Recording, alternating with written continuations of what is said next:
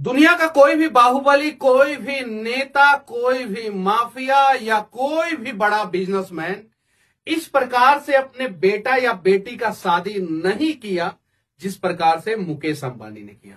पूरी दुनिया को दिखा दिया कि आखिर पैसा हो तो दुनिया किस प्रकार से आपके आगे झुकती है।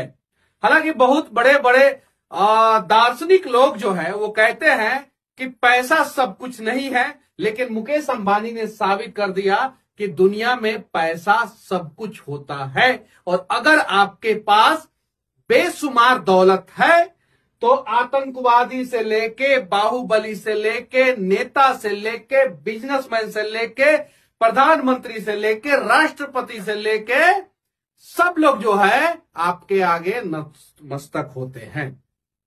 हालांकि जितने भी वीवीआईपी अपने अपने सेक्टर में लोग थे सबको बुलाया गया।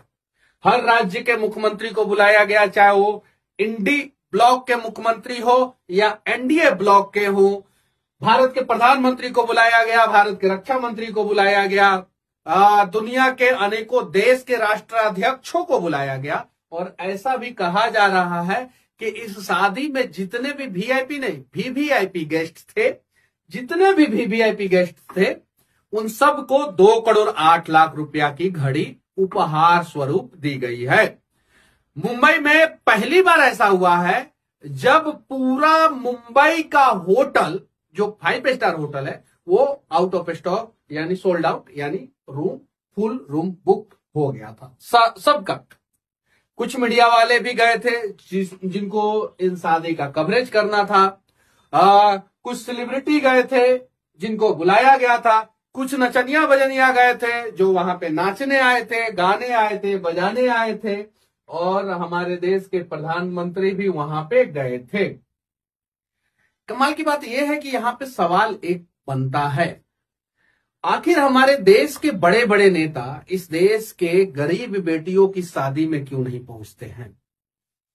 हालांकि ये लोग आपस में लड़ते हैं, लेकिन गरीब बेटियों की शादी में नहीं पहुंचते हैं, गरीब बेटों की शादी में नहीं पहुंचते हैं। क्यों? क्योंकि उनके पास पैसा नहीं है। और जिनके पास पैसा है वो अपने आगे जो है किसी को झुका सकते हैं। हालांकि एमके स्टालिन से लेके ममता बनर्जी और अखिलेश यादव सब परिवार के साथ, लालू प्रसाद यादव सब परिवार वहां पे पहुंचे। राहुल गांधी नहीं पहुंच पाए, किसी कारण हुआ। सब क्यों नहीं पहुंचे वो बाद में जवाब देंगे। दिन रात जो है अंबानी को जो है भर भर के गाली देते हैं। और अंबानी ने जब उनका सरकार था राजस्थान में तो वहां पे इन्वेस्टमेंट किया था, पंजाब में सरकार था तो वहां पे इन्वेस्टमेंट किया था। तो देखिए, जो बड़े बिजनेसमैन होते हैं ना, वो अपने एक पॉकेट में जो है वो पक्ष के नेता को रखते हैं, तो दूसरे पॉकेट में जो है विपक्ष के नेता को रखते हैं। और समय समय पे जो है दोनों को चंदा दोनों पॉकेट से निकाल के देते हैं। हाँ, जो सत्ता में रहता है उसके लिए थोड़ा सा बड़ा पॉकेट रहता है और जो विपक्ष में रहता है उसके लिए थोड़ा सा छोटा पॉकेट रहता है। जियो ने कितना करोड़ रुपया का चंदा दिया था आप सभी को पता है। अभी जो है डेटा जब लीक हुआ था इलेक्ट्रॉल बॉन्ड का, तो सबने देखा, सुप्रीम कोर्ट ने पूरा डेटा सार्वजनिक फिर करवा दिया था। टाटा का उसमें नाम नहीं आया और जियो का डेटा बढ़ा हुआ है। क्यों बढ़ा हुआ है? क्योंकि इतने बड़े बड़े जब सेलिब्रिटी, देश के प्रधानमंत्री, देश के राष्ट्रपति, विपक्ष के नेता, दुनिया के बड़े बड़े नेता जब पहुंचेंगे, दुनिया के बड़े बड़े बिजनेसमैन जब पहुंचेंगे, तो शादी का खर्च तो निकालना ही था। चलिए, मुकेश अंबानी के पास पैसों की कमी नहीं है और उन्हें अपने छोटे बेटे, आखिरी परिवार का जो आखिरी सदस्य थे बेटा बेटी के रूप में, उनका शादी इस प्रकार से करना था कि पूरी दुनिया देखे। और हाँ, दुनिया ने देखा। इन सब चीजों के बीच में एक कमाल का दृश्य आपको जो है इस शादी में देखने को मिला। वो दृश्य था सांस्कृतिक, धार्मिक। इन्होंने सब कुछ के ऊपर धर्म को रखा और बड़े बड़े शंकराचार्य वहां पे पहुंचे, मठाधीश पहुंचे, बड़े बड़े साधु महात्मा पहुंचे और सबने वर वधू को आशीर्वाद दिया और सबको सम्मान मिला। सबको मतलब सबको। इसको बोलते हैं एक्चुअल में मैनेजमेंट। हालांकि दुनिया में बहुत ऐसे व्यक्ति हैं जिनके पास जो है मुकेश अंबानी से ज्यादा पैसा है और पहले भी बहुत सारे लोग थे, भविष्य में भी बहुत सारे लोग होंगे। लेकिन मैं दावे के साथ कहता हूं कि अगले 100 साल तक अगर किसी बिजनेसमैन के बेटे के शादी की चर्चा होगी तो उसमें मुकेश अंबानी का बेटा अनंत अंबानी का शादी राधिका मर्चेंट से जो हुआ भारत में, वो नंबर 1 पे जाएगा। राम मंदिर का चर्चा के बाद पिछले 1 दशक से सबसे ज्यादा चर्चा अगर किसी चीज का हुआ तो वो मुकेश अंबानी का बेटा अनंत अंबानी और राधिका मर्चेंट की शादी का चर्चा मीडिया जगत में हुआ सबसे ज्यादा। हालांकि देश जब आजाद हुआ था तो उसकी भी चर्चा हुई थी, लेकिन उस समय उतना मीडिया बड़ा लेवल पे नहीं था, इलेक्ट्रॉनिक्स नहीं था और डिजिटल मीडिया भी नहीं था और प्रिंट मीडिया भी बहुत सारा जो है वो अंग्रेजों के इशारों पे ही काम करते थे।